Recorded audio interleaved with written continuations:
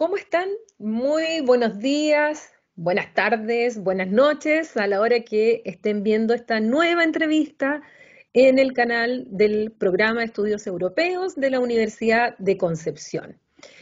Pese a que nos vamos a tocar un tema europeo, de alguna manera igual llegaremos a hablar de Europa, porque hoy nos concentraremos en Asia, nos vamos a concentrar fundamentalmente en China. Y para lo anterior tenemos un tremendo invitado para esta conversación. Me refiero a Isidres Andrós, quien hoy día comparte con Ambrós, que comparte hoy día con nosotros esta entrevista. Él es periodista, es experto en asuntos políticos y económicos de la región de Asia-Pacífico, sobre los que escriben diversos medios y centros de investigación. Además, Isidre Ambrós ha trabajado para el diario La Vanguardia desde 1984 hasta el 2018 y además ha sido corresponsal para este periódico en Pekín, Hong Kong, Berlín y además en Bruselas. Ha sido autor de muchos libros, pero hoy día vamos a conversar principalmente de su última publicación, La cara oculta de China, una década en el corazón del gigante asiático. Así es que, Isidre, te doy las gracias por esta conversación, por aceptar nuestra invitación y a conocer un poco más de China, de Asia, ya que tú llevas tanto tiempo trabajando, viviendo, escribiendo y sobre todo con este último libro que me interesa mucho, el enfoque que le das respecto a las vivencias de los propios chinos y chinas. Así es que bienvenido a este programa. Gracias por invitarme. Isidre, partamos un poco con la idea de China. Uno, desde el mundo occidental, uno piensa en China como que toda China fuera igual. Y es lo mismo que cuando se piensa en América Latina, que toda América Latina es igual, o se piensa en Europa, que toda Europa es igual.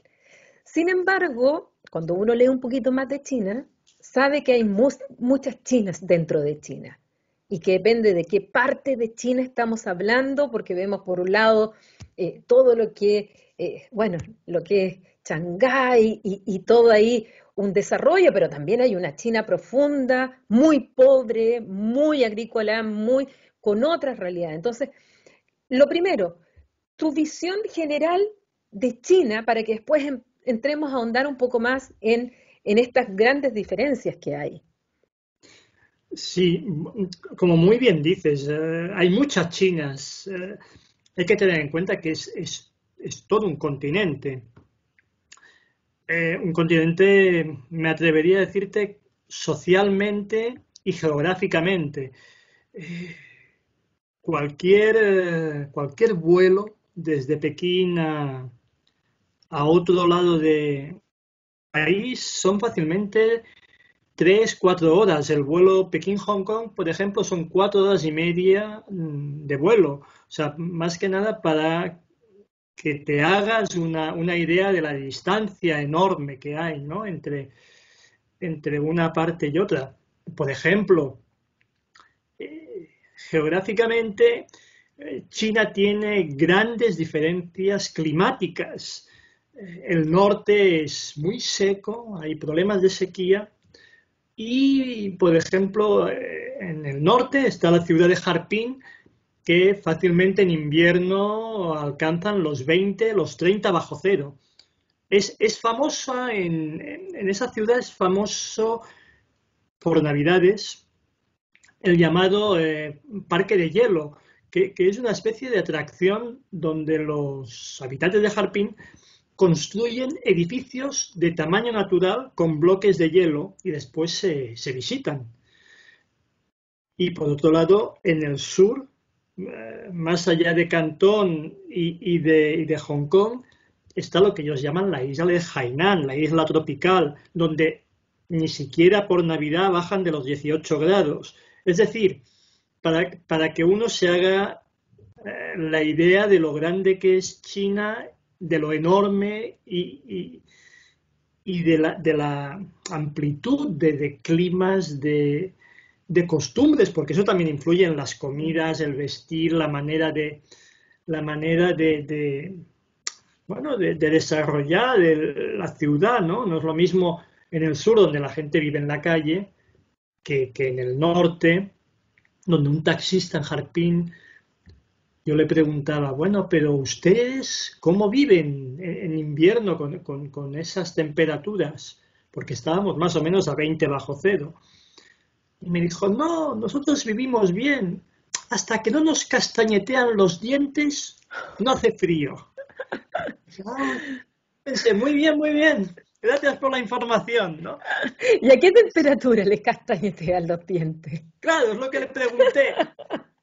Y me dijo, no, pues más o menos a menos 30, menos 35. Pensé, Dios mío, yo a esas temperaturas estaría ya congelado.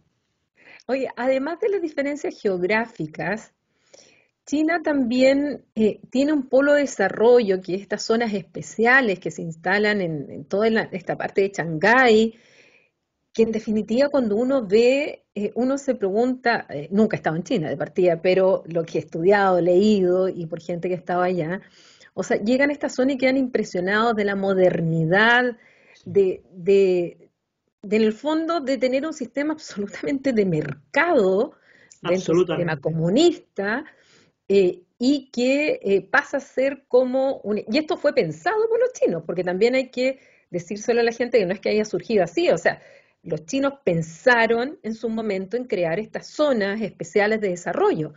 Entonces, siempre están pensando, ¿cierto?, que los chinos, como nosotros occidentales pensamos al otro día, a las próximas elecciones, a lo más pensamos al año siguiente. Los chinos están pensando en 50, 100 años en cuanto a su estrategia, y esa fue una, precisamente lo de Shanghái y su desarrollo económico en ese sector, ¿verdad? Sí, sí. La verdad es que China, lo que es la costa de China, el litoral de China, realmente está en el siglo XXI. O sea, el grado de modernidad es impresionante. Ahora, también es cierto que a la que andas 100 kilómetros al interior, ya no estás en el siglo XXI, ya estás en los años 90 o 80 del siglo pasado. Y si uno sigue hacia el interior, fácilmente llega a los años 60. Mm. Es decir, hay grandes desajustes todavía. Es verdad que, por ejemplo, la semana pasada acabó la sesión anual de la Asamblea Nacional, de su Parlamento, Mm. y ellos aprobaron, por un lado, el nuevo plan quinquenal, que entrará en vigor ahora, en el 2021 hasta el 2026, y luego ya adoptaron la estrategia a desarrollar hasta el año 2035. Claro, eso para nosotros es ya muchísimo. Claro, eh, esa es bueno, no sé si llamarle ventaja o desventaja, ¿no? De que, claro, ellos tienen un único partido. Bueno, hay 7 partidos menores, pero todos acatan la obediencia al Partido Comunista. El régimen comunista es el del Partido Comunista. Yo les llamaría que están en un régimen de partido autoritario o fuerte, porque claro, eh, actualmente hablar de régimen comunista no encaja para nada. Ellos están en un sistema capitalista, yo diría que descarnado, pero eso sí, con un sistema de partido único, con un poder muy centralizado y muy fuerte. Yo una vez le preguntaba a unos chinos, pero bueno, ¿estáis bien? No os inquieta, no sé, avanzar hacia un sistema más democrático occidental. Y una vez me dijeron, pero oiga, ¿para qué? Si nosotros lo que queremos es un líder fuerte que dirija el partido bien, el partido y el país bien. no queremos que haya 3 o 4 aspirantes a jefe para que se peleen continuamente y en lugar de dedicarse a mirar por el país, se dediquen a pelearse entre ellos a ver quién ocupa el sillón del jefe. Claro, con este razonamiento dices, bueno, quizás sí, no sé, yo prefiero mi sistema, ¿no? Pero ellos, digamos, están muy convencidos de que así les va bien. Es un pueblo muy nacionalista, muy orgulloso, y entonces, claro, otra cosa es que te puedas fiar o no de las estadísticas, pero aún así los avances tecnológicos son impresionantes. A eso iba, porque uno cuando analiza la actualidad, dentro de este contexto de gran incertidumbre que tenemos, por un lado estamos viviendo todos en general, tanto europeos, en eso, europeos y latinoamericanos, estamos más o menos en una sintonía en el sentido que estamos dentro de una rivalidad entre los Estados Unidos y China, por una parte unos Estados Unidos que viene hace tiempo ya en decadencia, y por otro lado emergiendo cada vez más rápido China, y donde en su momento es Barack Obama quien se da cuenta de esto y comienza con lo que es el TPP, este tratado que finalmente retira la firma el presidente Trump, y viene la lógica de Trump con su guerra arancelaria y comercial, muy a la Trump, muy también torpe en mucho de lo que hace, pero dentro de la lógica que ya venía Obama en muchos de estos temas, y que más allá de la rivalidad económico-comercial, que para algunos autores la verdad es que esta no es tal, en el sentido de que la interdependencia económica que tiene Estados Unidos con China y viceversa es demasiado fuerte como para desacoplarse la economía, la verdadera rivalidad y la verdadera guerra que existe entre ambos es la tecnológica, Exacto. es el manejo de datos, es el 5G, es la inteligencia artificial. Y que en ese sentido China ha invertido y tiene muchas ventajas frente a lo que es Europa en estas materias, a lo que es el propio Estados Unidos, y que ni hablar de América Latina, no existimos en este tema, sencillamente. Es así, China tiene grandes ventajas, ha desarrollado muchísimo la tecnología y es ahí donde Estados Unidos tiene su verdadera rivalidad más que económico-comercial. Yo diría que sí, mira, precisamente lo leía el otro día, China prevé dedicar en esos próximos 5 años el 7% de su PIB a la tecnología, a innovación, a inteligencia artificial. El 7% es una barbaridad desde el punto de vista occidental, europeo, americano, latinoamericano. Realmente es una barbaridad. Ahora, también yo estoy de acuerdo con lo que dices, pero tengo la sensación de que China estaba muy cómoda, muy contenta con Trump. Sí. Porque, claro, los hacían buenos. Claro, con Trump, China ha pasado a ser el campeón de la apertura, el defensor de la globalización. Claro, yo no creo que ahora con Joe Biden vayan a cambiar el fondo del pulso entre los Mm, dos países, pero sí van a cambiar las formas. mm. Y eso a China yo creo que no le va a gustar tanto. Pero yo creo que estoy de acuerdo contigo. La gran batalla, el gran pulso es de cara al futuro, de cara al control, el dominio de las nuevas tecnologías, de los big data. Claro, este es el gran desafío.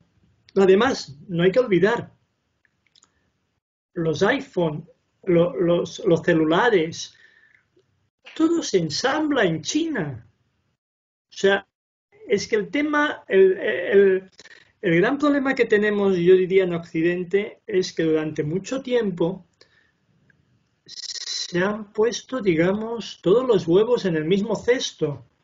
No, vamos a invertir en China porque la mano de obra es muy barata, porque esto está muy bien. Claro, claro. Pero mira qué nos ha pasado a Europa con, con las vacunas y todo el material sanitario para afrontar la pandemia. No teníamos, todo dependía de China. Y como China tenía ya ella misma que afrontar la epidemia, pues bueno, no nos podía abastecer y en Europa no había ni siquiera mascarillas. Claro, eso es terrible. Y ahora, bueno, los políticos se han dado cuenta, algunas industrias, algunos sectores farmacéuticos, etcétera, también se han dado cuenta de que no puede ser que todo se deslocalice a China. Entonces yo creo que esa es la gran batalla de los próximos años de Estados Unidos, pero también de Europa, de crear, de generar, digamos, suficientes elementos de defensa tecnológica, de defensa industrial y desarrollar el polo tecnológico propio. Si no, estamos perdidos. Y no es que China sea a ojos occidentales un país colonizador o dominante. No es como, digamos, han hecho los europeos a lo largo de la historia, que han ido a un país, han enviado los ejércitos y lo han dominado.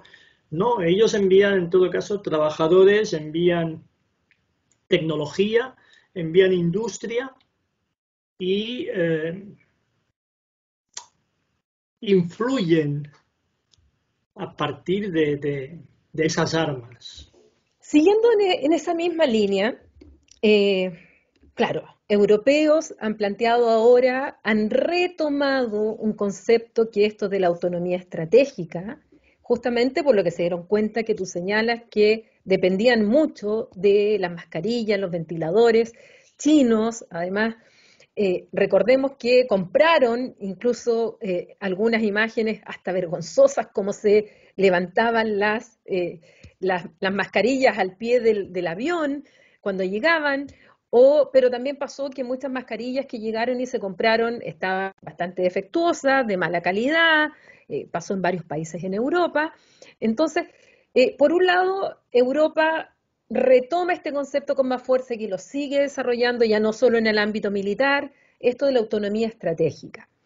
Y parte de los fondos de recuperación ahora va a innovación, va a energías limpias y va sobre todo a Exacto. trabajo, que es el tema de qué tan afectado ha estado por la pandemia. Y por otro lado, yo te decía que estábamos en este escenario que por un lado era la rivalidad China-Estados Unidos, pero además estamos en un escenario actual donde el análisis tenemos que hacerlo indefectiblemente en un contexto de pandemia. Y la pandemia surge en una ciudad que es Wuhan o Wuhan, tú me corregirás, y Sí. que en tu libro tú sostienes, me siento mucho más seguro aquí en Wuhan que en cualquier otra ciudad del planeta. ¿Por qué? ¿Qué Sí. tiene, por qué esa afirmación y cuál es el contexto más general de lo que tú viviste, de lo que tú sabes, de lo que ha sido el origen de la pandemia, el manejo de la pandemia, las críticas que se le han hecho a China de haber escondido información, las críticas que se le han hecho a la Organización Mundial de la Salud por no haber puesto más fuerza en el régimen chino para obtener la información y todo lo que es, hasta que el mismo Trump hablaba del virus chino en vez de referirse a el SARS-CoV-2 o COVID. O sea, Sí, sí. había un tema político también ahí. ¿Qué me puedes contar respecto de esto? Sí, mira, en el libro hay un capítulo dedicado a... Yo lo enfoqué global en el tema de la sanidad en China porque, claro, tampoco se puede entender la reacción, la rapidez con que China ha actuado ante esta pandemia si no se tiene en cuenta lo que pasó con el SARS en el 2003, que allí se retrasaron mucho, no lo tuvieron en cuenta, fueron mucho más opacos que ahora a la hora de transmitir información y entonces después la opinión pública de Hong Kong y la propia sociedad les criticó mucho. Y si hay algo que Pekín evita por todo, por principio, o sea, lo que quiere evitar a toda costa es protestas sociales y desórdenes, porque temen que ello pueda acabar con el régimen. Por tanto, atajan enseguida cualquier protesta. Yo en el tema de Wuhan estuve hablando con gente que vivía en Wuhan, me explicaron los pánico no, la angustia, la angustia, digamos, de los médicos, de todo el personal sanitario, porque no daban abasto de poder atender a la población. Y ahora volví a hablar, hay 17 técnicos españoles de fútbol en esa ciudad que trabajan en los dos clubes de fútbol que entrenan desde equipos de infantiles hasta el primer equipo. Y entonces hablé con uno de ellos y le pregunté, bueno, ahora has vuelto a Wuhan, porque se fue cuando empezaba la epidemia, ahora has vuelto a Wuhan, ¿cómo estás? ¿Cómo encuentras la ciudad en comparación cuando te fuiste, ahora has vuelto? ¿Qué cambios percibes, no? Y entonces, claro, el hombre me explicaba que justo cuando empezaba los primeros signos de la epidemia, no había información, nadie decía nada, pero había una atmósfera de inquietud entre la sociedad, entre los ciudadanos de Wuhan, porque percibían que había mucha gente que iba a los hospitales, que no se sabía lo que tenían, que les recordaba al SARS y había una angustia creciente. Entonces, como llegaron las fiestas de Año Nuevo, las fiestas de Año Nuevo en China, del Año Nuevo lunar, que este año y el año pasado cayeron a finales de enero, para entendernos, hay como 3.000 millones de desplazamientos. 3.000 millones de personas que se mueven, o sea, es impresionante. Claro, eso con una epidemia descontrolada, pues ya te puedes imaginar, los virus hacían lo que querían, digamos. Y entonces, este entrenador de fútbol me estuvo explicando que él aquellos días se iba a Tailandia de Año Nuevo, de fiestas de Año Nuevo, y que ya no pudo volver, porque cerraron el país y él se quedó, bueno, se vino a España, que aún se podía viajar porque no se había descubierto el virus. Volvió a viajar a Wuhan en septiembre y desde entonces está allá. Y claro, le dije, bueno, ¿cómo estáis ahora?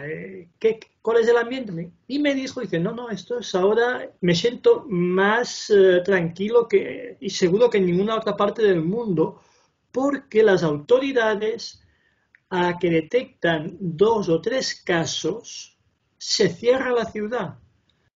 El distrito se bloquea, se analiza a todo el mundo y se vacunó a todo el mundo en muy pocas semanas y claro, todo eso para nosotros occidentales nos sorprende mucho, pero hay que tener en cuenta que la sociedad china es muy disciplinada también. Y, y entonces cuando las autoridades chinas, en marzo del año pasado, decretaron el cierre, el bloqueo de la ciudad de Wuhan y que todo el mundo se quedara en casa, todo el mundo se quedó en casa. No como en España, que había excepción de no, es que yo voy al al supermercado. Después voy a la panadería a comprar el pan. No, ahora voy a pasear al perro porque es su hora. No, allí no se movía nadie. Y la gente estaba en sus casas y solamente había una persona por familia que iba a comprar los alimentos básicos. Y entonces, esa capacidad de, no sé si llamarle sacrificio, es muy alta en la sociedad china y son muy disciplinados. O sea, después es cierto que también son no anárquicos, pero sí cada uno vive en su burbuja y se organiza. Pero son muy estrictos. Si el gobierno les pide que se queden en casa, se queden en casa. Y eso fue, yo creo, la gran arma para vencer al virus. No obstante, yo no me creo que haya tan pocos, un número tan bajo de fallecidos en China. ¿Por qué? Lo desconozco, pero normalmente las estadísticas no son muy fiables en China. Entonces, en una ciudad como Wuhan, de 11 millones, que con urgencia se construyan 2 hospitales en 10 días, por lógica, uno interpreta que hay un problema muy grave en esa ciudad, que los hospitales que ya existen son incapaces de asumir el problema. Así que en una ciudad de 11 millones haya 3.000 muertos en un año, yo tengo mis dudas, serias dudas, viendo las cifras en todo el mundo, no solamente en España o en Francia o en Europa, no, en todo el mundo. Yo tengo mis dudas de que haya tan pocos fallecidos. Yo justamente te iba a preguntar sobre esas imágenes, porque también recuerdo cuando muestran las primeras, los primeros videos, aparecen lo que es este lockdown, esta cuarentena, y que uno veía las ciudades total y absolutamente vacías. Y lo que pasa en España pasa también aquí en Chile, y por eso que también estamos con el problema que por muy en cuarentenados que estemos, uno sale a la calle y hay mucha gente, hay mucha circulación, hay mucha excepción para salir y tenemos los problemas que tenemos.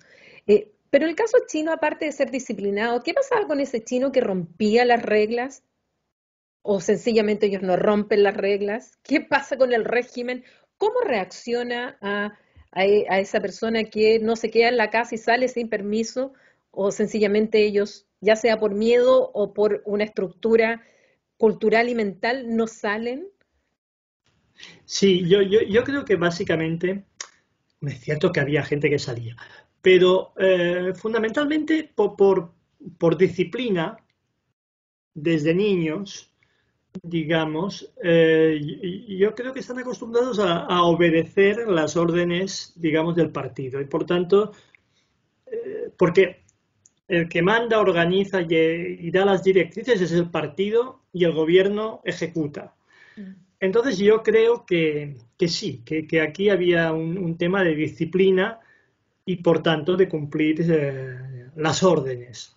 Otra cosa es que después de la gente que salía, que rompía, digamos, la disciplina, la policía lo devolvía a casa. O sea, sí que es cierto que había voluntarios, por ejemplo, que se encargaban de ir hasta el supermercado comprar la comida y distribuirla y llevarla a los domicilios donde había gente infectada, digamos. Eso también se articuló bien, por el mismo sentido, digamos, yo diría, de la disciplina, que se organizan bien y funcionan. Esos Ahora son... tú, sí, tú No, no, mencionabas un tema que China ocupa mucho su poder blando.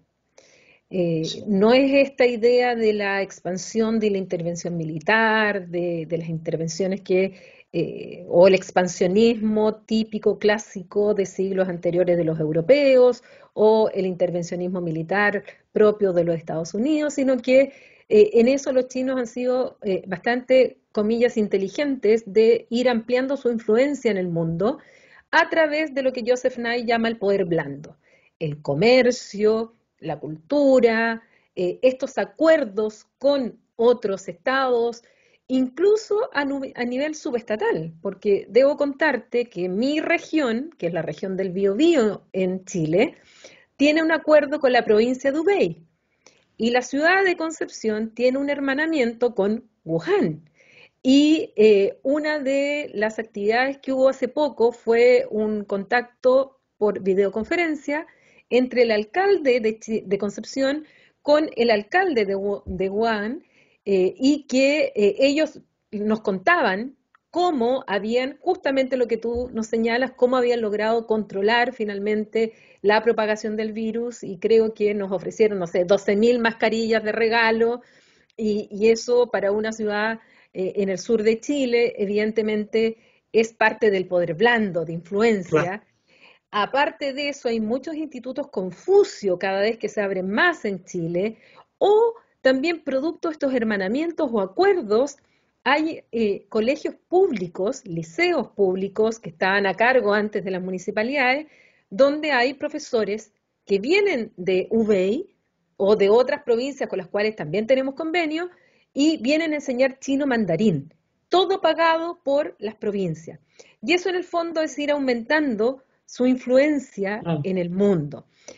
¿Cómo ves tú eso de los chinos y el rol que ha tenido sobre todo Xi Jinping eh, en, en este desarrollo? ¿O venía ya con ¿cómo se llamaba el anterior? Hu Jintao. Hu Jintao. Porque esto, insisto, es planificación a largo plazo.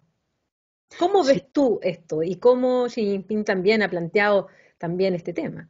sí, bueno, para empezar hay que matizar una cosa que los chinos van aprendiendo también de Estados Unidos, sobre todo.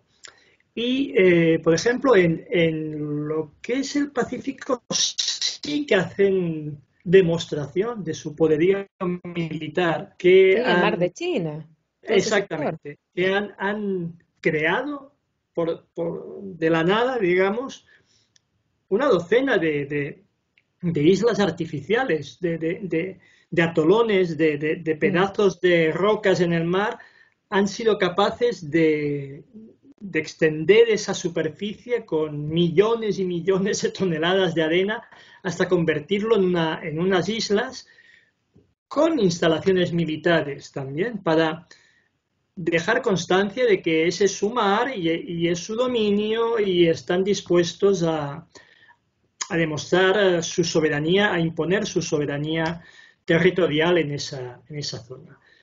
Y eso les lleva a, a desestimar, a no hacer caso de una resolución del Tribunal Internacional sobre el mar que falló en su contra a exacto. partir de una demanda de Filipinas. Entonces dijeron que eso no nos importa, ni nos interesa, ni nos incumbe, ni nada. Lo cual también dice mucho de China. O sea, China cuando hay algo que va en su contra, se quejan de que eso es inmiscuirse en su política interna y no quieren saber nada. Eso por una parte. Después, lo de Xi Jinping, es cierto que Xi Jinping Él fue represaliado, digamos, y su padre también, por el tema de la revolución cultural y se volvió más maoísta que Mao. Y entonces, él desde que asume el poder, bueno, lanza unas grandes campañas de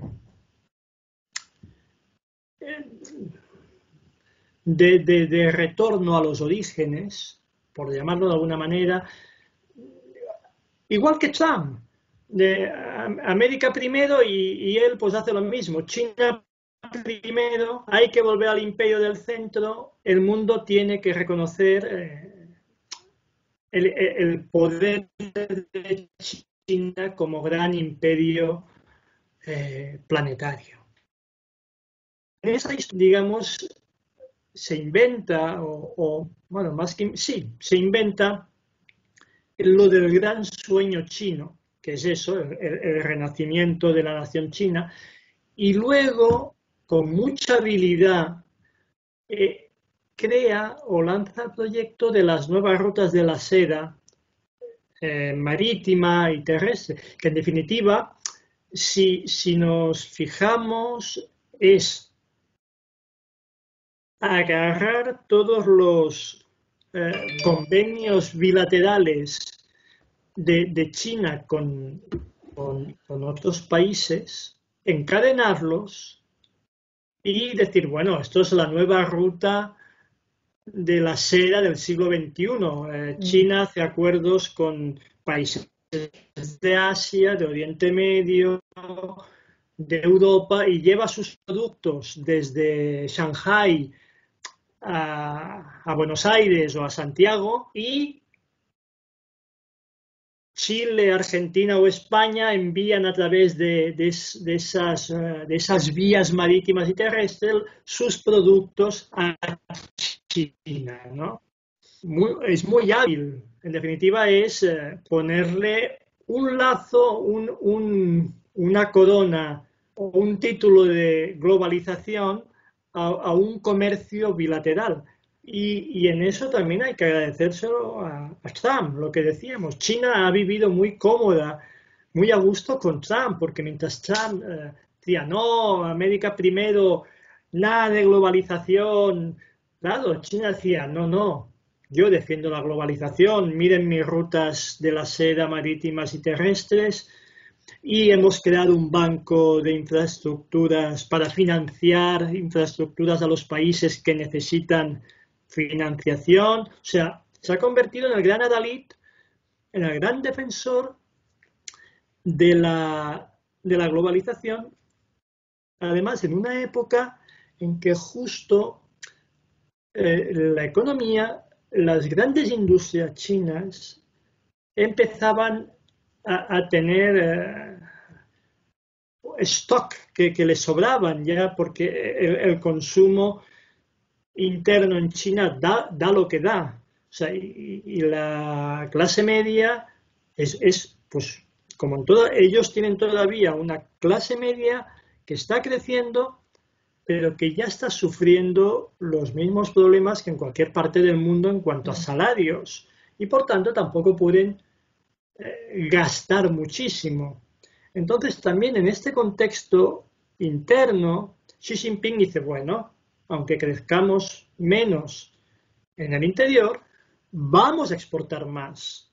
Vamos a vender productos no ya de baja calidad, sino ya de calidad media, de calidad alta. Porque además ahora tenemos tecnología para hacerlo. Está, por ejemplo, el caso de los celulares. La realidad es que entre un iPhone o un Xiaomi, pues Xiaomi cuesta mucho menos dinero y tiene las mismas prestaciones y se ensambla, se fabrica en la misma ciudad que los iPhone. Entonces, ya está todo dicho, ¿no? Entonces, yo creo que Xi Jinping muy hábilmente aprovecha los huecos que le deja Trump, la debilidad de su situación económica interna y proyecta a China al mundo.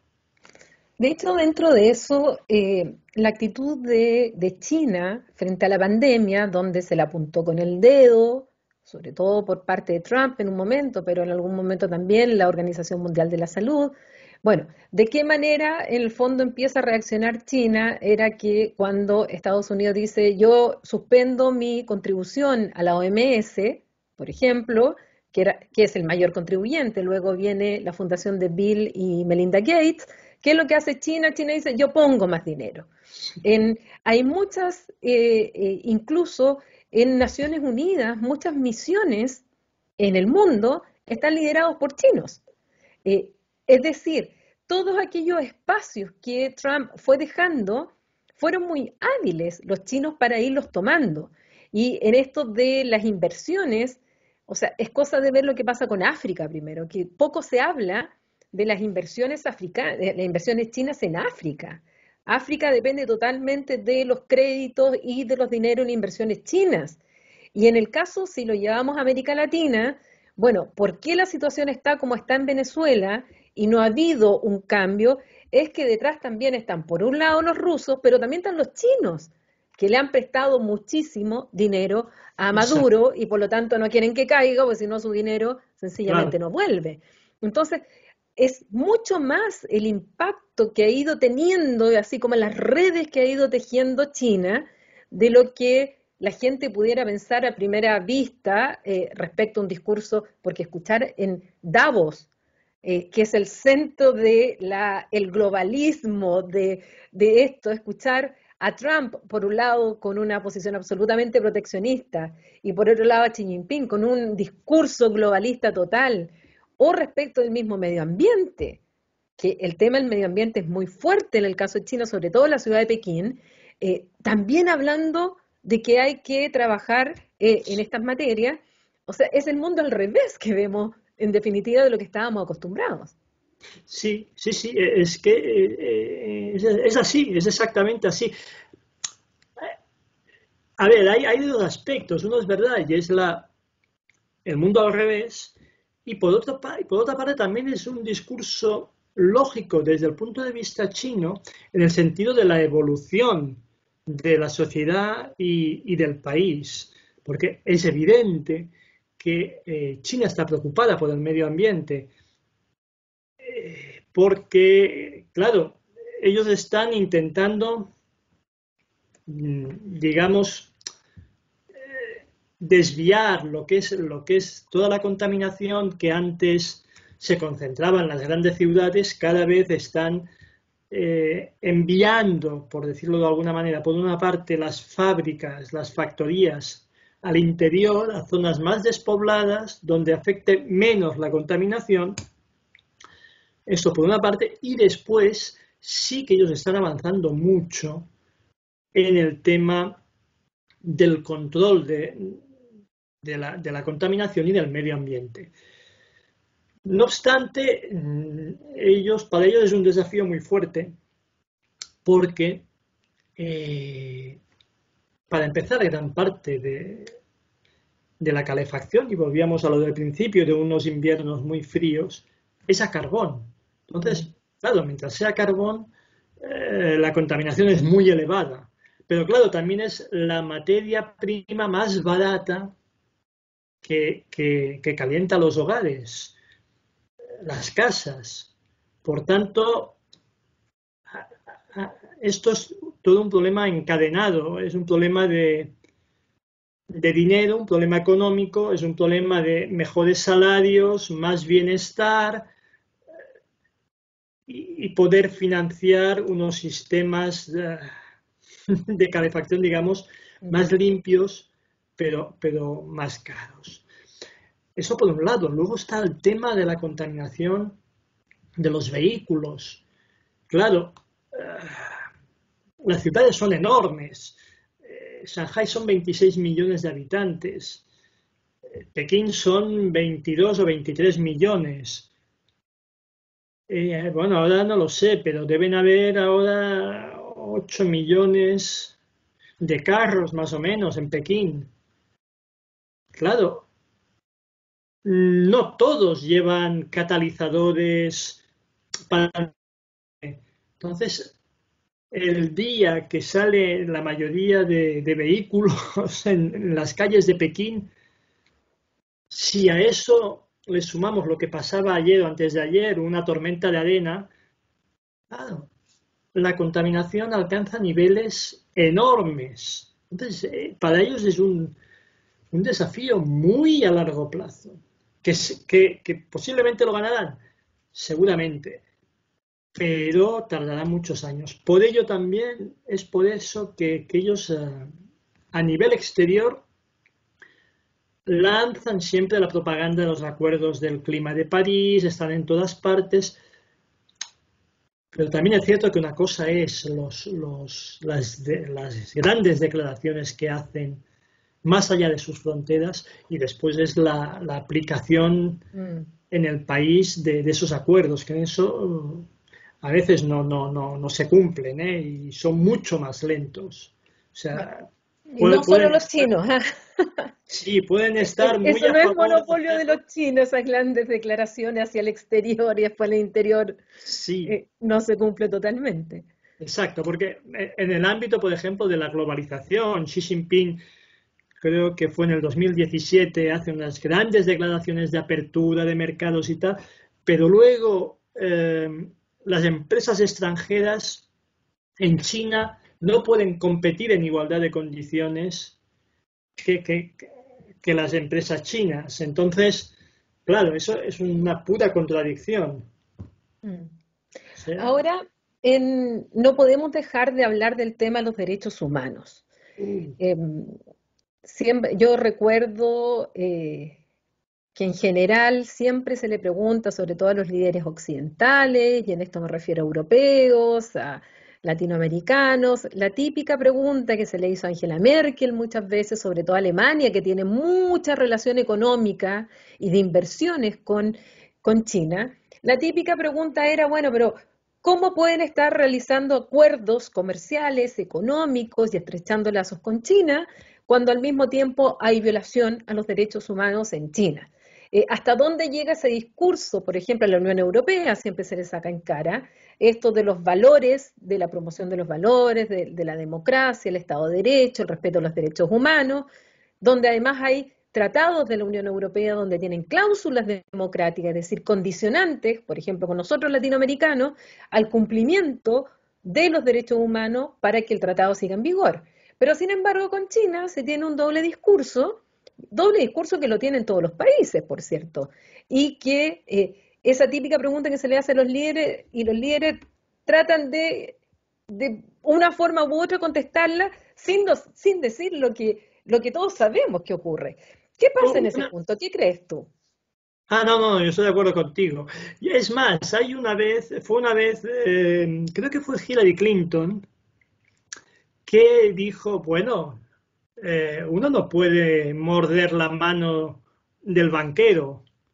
Entonces, claro, ese es el tema. O sea, claro, China gasta millones y millones de dólares en el poder blando,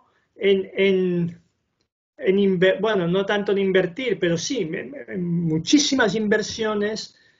Y entonces, claro, Europa hace poco lo declara, ¿cómo lo declaraba? Un rival sistémico Mm.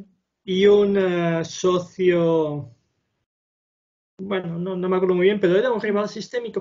Claro, el problema está en que, Pero celebrar un acuerdo de inversiones. claro, lo que te iba a decir, el problema está en que Occidente está, digamos, en la necesidad de colaborar con China.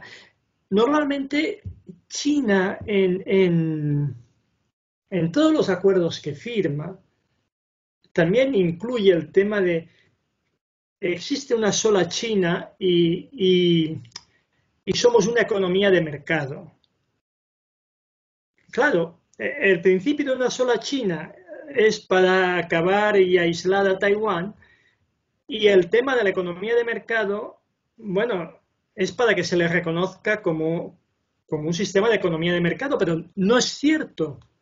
No es cierto desde el punto de vista en que ejerce un gran proteccionismo hacia su economía y tiene unas ayudas de Estado, digamos, que impide esa libre competencia. Y entonces, en el tema de los derechos humanos, bueno, ellos siempre defienden el principio de la no injerencia en los derechos internos.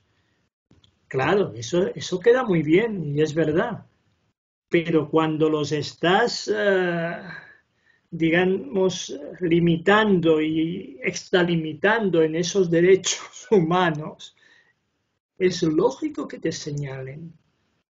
Claro, y lo que no puede ser es que se silencie a las voces críticas o disidentes o que no están de acuerdo con lo que tú dices. Claro, y eso ya ha llegado también a Hong Kong, ¿no? De silenciar a las voces críticas y considerar a los legisladores prodemocráticos que no son suficientemente patriotas para formar parte del Parlamento local. Claro, eso no es muy congruente, digamos.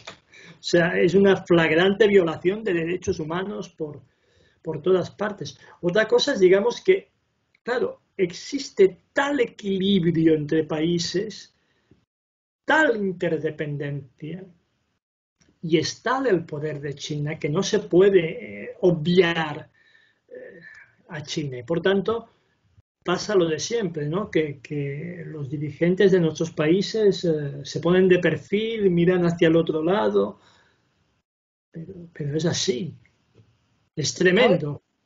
tú en tu libro hablas justamente de personas que fueron detenidas en la Plaza Tiananmen, años en la cárcel, y que son ejemplos justamente de la represión del régimen chino a aquellos que han estado en contra del sistema, que buscaban mayores libertades. Imposible olvidar aquella foto del tanque con la persona frente en la Plaza Tiananmen. Y por Nadie otro lado, sabe, nadie sabe qué pasó con aquel señor que se puso además, enfrente del tanque. sí, entonces, por un lado tenemos esa situación y ahora, en la actualidad, estamos con la situación de Hong Kong, que cuando ya pasan de la administración del Reino Unido, que estuvieron 99 años bajo su administración y cumpliendo con el tratado, se entrega a China, por lo tanto, el territorio de Hong Kong, pero siempre manteniendo esa promesa de que se iba a mantener dentro de Hong Kong todas estas libertades que ya venían del sistema británico, pero sin embargo nos encontramos con la revolución de los paraguas, nos encontramos con la fuerte resistencia de los estudiantes, la represión en las universidades, que al mismo tiempo ese estallido que tienen en Hong Kong empieza también a ser repetido en algunas, incluso en algunas técnicas en estallidos sociales aquí en Chile. Eso de poner ciertos ladrillos para evitar cómo pasaran las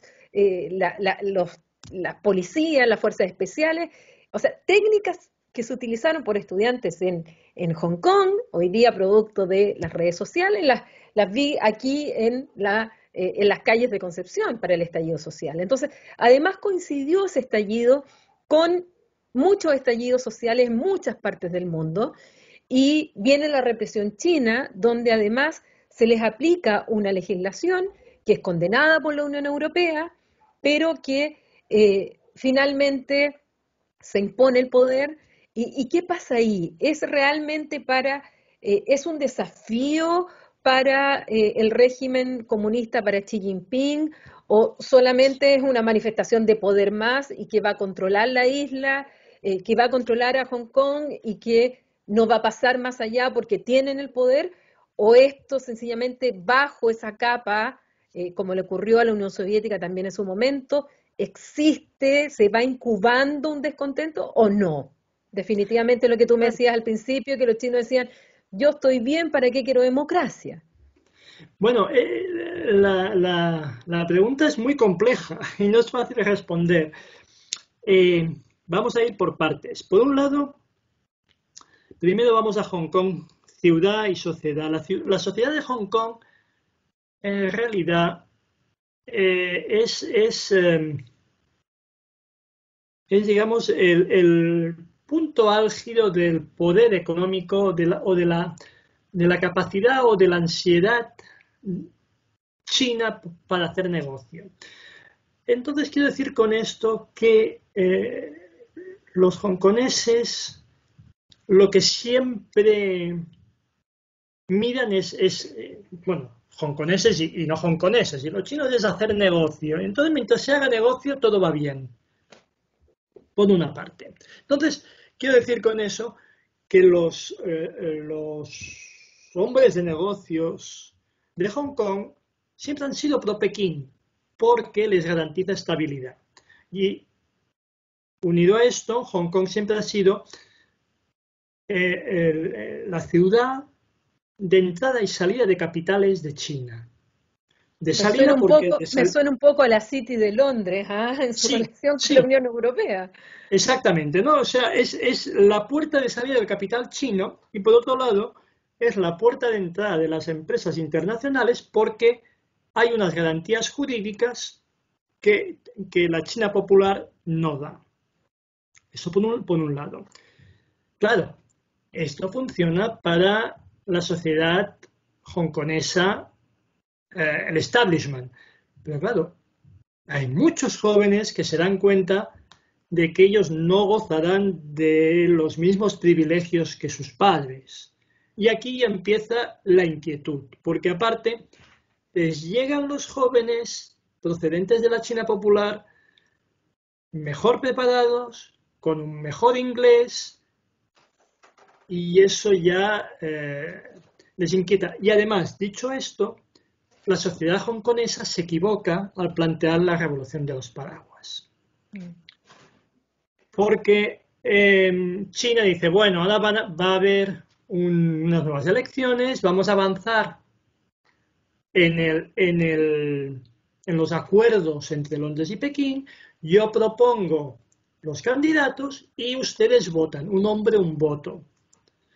Y entonces los hongkoneses dicen, no, nada de eso. O todo el mundo vota quien quiera, o no jugamos. Y entonces, claro, Pekín dice, fantástico. Si ustedes no quieren aceptar esas reglas de juego, nosotros mejor rompemos las reglas de juego y yo impongo lo que quiero. Y ese es el gran error para mí de Hong Kong. Porque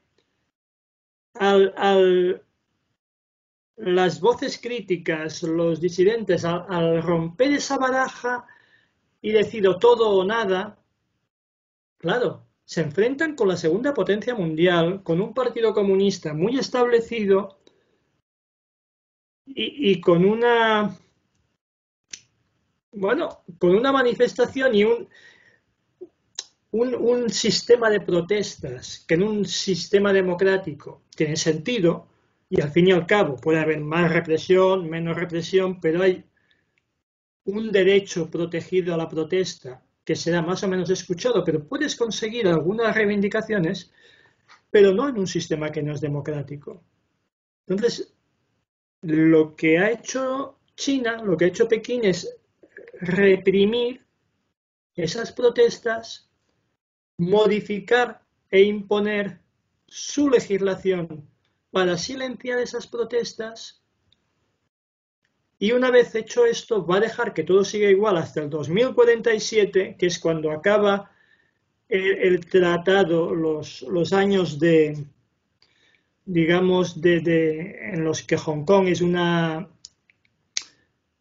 entidad, una región semiautónoma, y veremos qué pasa. Porque de aquí al 2047 pueden pasar muchas cosas.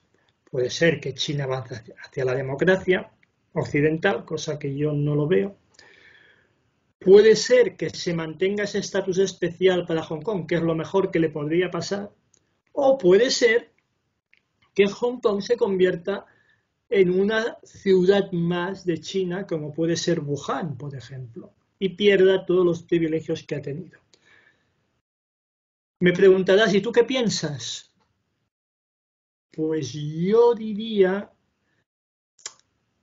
que Pekín va a intentar mantener a Hong Kong con un estatus especial de metrópolis y de puerto franco abierto a los capitales, a las mercancías, pero siempre bajo el estricto control político.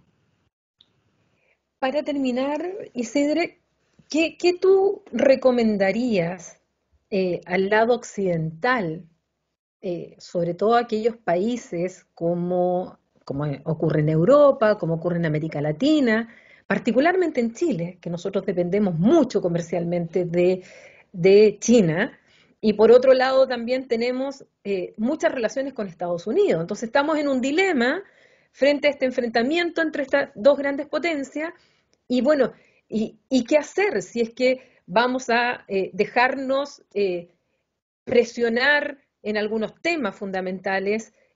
Aquí vino, nosotros te cuento como dato específico que Mike Pompeo estuvo aquí en Chile y en un programa de televisión dijo expresamente que si es que nosotros nos decidíamos por la fibra óptica china y por Huawei y todo, íbamos a tener sanciones. Y finalmente, y por otro lado, nosotros tampoco podemos alinearnos con los Estados Unidos porque sencillamente los chinos nos dicen no compramos más cobre y nosotros, nuestra economía cae al suelo. Entonces no podemos estar alineados con uno o con otro, y eso le pasa, es el dilema que le pasa a todos los países que no son Estados Unidos y China, y que se encuentran en esta situación de dependencia y de interdependencia tanto con estos dos países. Entonces, ¿qué hacer? ¿Qué les dirías tú además, pensando en la mentalidad china, poniéndonos en el lugar de los chinos? Porque a veces me da la impresión que nosotros analizamos a los chinos con la mentalidad occidental y Sí. no nos damos cuenta que no hay que analizarlo con la mentalidad occidental, hay que analizarlo con la mentalidad china. Claro, yo en eso diría para empezar, bueno, en Occidente tenemos la ventaja y el problema de que cambiamos de líderes políticos cada 4 años, con lo cual las amenazas de Trump a lo mejor ya pertenecen al pasado.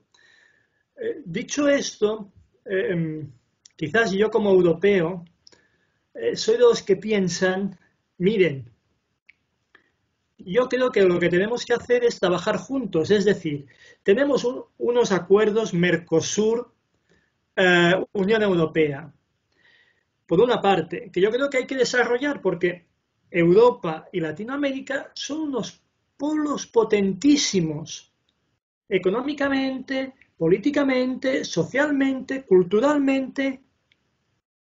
Oigan, vamos a aprovecharlos, pero no solamente eso. Ustedes están en APEC, están en el Acuerdo de Asia-Pacífico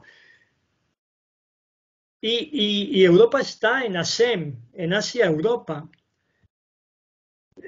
Los occidentales tenemos un problema y es que a veces simplificamos mucho las cosas y cuando preguntamos, oiga, ¿usted qué sabe de Asia? Enseguida respondes, bueno, es que China es muy grande. No, pero oiga, pero aparte de China está Japón y aparte de Japón está ASEAN. ASEAN es un conjunto de 10 países hecho más o menos a imagen y semejanza de la Unión Europea con 600 millones de consumidores potenciales. Y a mí alguna vez algún empresario me dice, bueno, pero es que China es muy difícil entrado, es muy complicado. Claro, y yo les digo, pero ¿han pensado en ASEAN ustedes? Porque hay una diferencia fundamental. China quiere ser el número uno, el país más grande, el país más poderoso, el país con los edificios más altos, el país más todo, con la mayor flota, con los países de ASEAN no quieren ser el número uno en todo, lo que quieren es, evidentemente, tener un mayor desarrollo económico, que sus sociedades y sus poblaciones vivan mejor, igual que nosotros, igual que las de Latinoamérica. Venga, APEC es una asociación que agrupa a todos los países de la costa del Pacífico, del continente americano y del Pacífico de la costa asiática. Y ahí no solamente se negocia con China, se negocia con Corea, se negocia con Japón, se negocia con Indonesia. Yo creo que eso hay que tenerlo en cuenta. Que puede costar más porque es entrar en países distintos, bueno, pero es que si no queremos caer en la dependencia de o la influencia de un solo país, hay que buscar más socios. Y yo creo que eso es lo que hay que hacer. La Unión Europea, bueno, lleva 70 años, si no me equivoco, desde el 57, sí, más de 60 años. Lo que yo no acabo de entender del tema de la Unión Europea es por qué los acuerdos con Mercosur no acaban de avanzar, pero ahí tenemos un largo camino por hacer juntos. Y yo creo que no hay que desperdiciarlo y quedarnos solamente con el amigo americano o el amigo chino. Hay muchos más amigos por hacer. Y donde a veces los lazos y los intereses en común o complementarios son muchísimo mayores que los Sí, intereses contradictorios. Y y eso hace más fácil las culturalmente, alianzas. y disculpa, y culturalmente nos entendemos mucho mejor ambos dos que no con un socio chino, sin despreciar al socio chino ni mucho menos, pero culturalmente, socialmente, tenemos muchos más nexos en común para entendernos, para comprendernos, para negociar, para dialogar y para llegar a acuerdos. Claro que hay que llegar a acuerdos con nuestros socios chinos, por supuesto, pero sin dejar de lado la competencia o la concurrencia o las coincidencias con otros países de culturas también más cercanas. Bueno, Isidre, yo te agradezco esta conversación. Eh, Vuelvo a recomendar tu libro, La cara oculta de China, una década en el corazón del gigante asiático, que está en español, así es que es una gran ventaja para aquellos que no hablamos chino, el poder estudiar, saber sobre justamente esta sociedad. En tu libro tú hablas mucho de personas, es decir, es entrar a las profundidades de los ciudadanos, las ciudadanas en distintos contextos con los cuales tú, eh, bueno, tus años trabajando para la vanguardia en China, te ha permitido llegar a este producto, que es este libro, y que es muy interesante, así es que nuevamente aquí aprovecho este programa para darlo a conocer y que sepan que aquellos que estén interesados, bueno, ya les voy a subir en la cuenta de Twitter y de Internet los datos del libro de Isidre para que lo puedan adquirir, leer y conocer más justamente de China. Muchas gracias, Isidre, por esta conversación tan profunda, tan larga. La verdad es que tendría 20.000 preguntas más que hacerte, pero el tiempo se Bueno, hace pues muy las puedes corto. hacer otro Así es día. que nos vamos a juntar de nuevo a conversar más sobre China, porque necesitamos saber sobre más de China y de alguien que ha vivido allá, que conoce y que puede darnos luces de este país complejo, que está muy lejos para algunos, a nosotros está al otro lado del mundo, pero al mismo tiempo eh, estamos tan cerca. Pues sí, muchas gracias a vosotros. Bueno, y a ustedes a quienes nos escuchan, este capítulo queda en el canal de el programa de estudios europeos de la Universidad de Concepción, dentro de nuestras entrevistas en temas internacionales, y los esperamos pronto en una nueva conversación, en un nuevo análisis internacional para ir tratando de decodificar un poco, de ir conociendo un poco más lo complejo que es este mundo, lo complejo que es el panorama en el cual estamos viviendo, pero al mismo tiempo eh, con una dosis de optimismo respecto también a este futuro que hoy día está complejo, pero esperamos que pronto, pronto ya vaya mejorando sobre todo el tema de la pandemia. Así es que los espero en un próximo capítulo de estas entrevistas del programa de estudios europeos. Hasta la próxima.